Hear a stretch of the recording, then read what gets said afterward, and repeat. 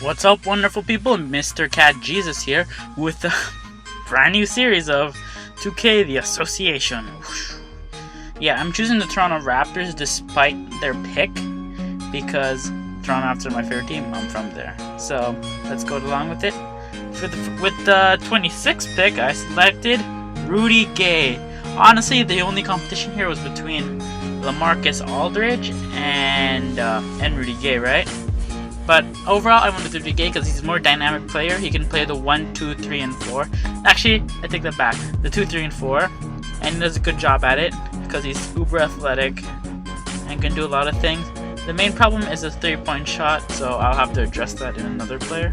The next pick in my draft, I selected Andre Iguodala. Honestly, here, the only competition was probably between Joe Johnson and Andre Iguodala. But Andre Iguodala, despite the fact that I actually need 3-point shooting due to Rudy Gay's disadvantages, Andre Iguodala just is, I think, one of the cheaper people to play in the game, as he has an extremely high dunk tendency and can slam it down on most people. But his Achilles heel still remains to be his free throw, which, although is improving despite from the past, is still pretty mediocre at best. With my third pick, I selected the Defensive Player of the Year from 2012, Tyson Chandler. Tyson Chandler is a real defensive player. He can block shots, block up the paint, pretty much do everything. His Achilles heel remains to be his offensive game, which is raw at best. And with the next pick, I select Mario Chalmers. He's an excellent shooter, addressing the problem brought up by Rudy Gay's poor 3-point shooting for a small forward.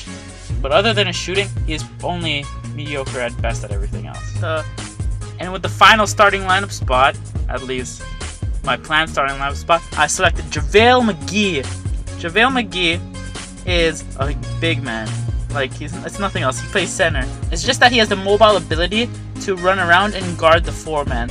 Probably limited to bigger 4s, and can play during the small ball sets on the 4, and I might have to move up to the 5, but he's still valuable nonetheless. With the final rotation spots, I pick up Ryan Anderson, Terrence Ross, and Shane Battier.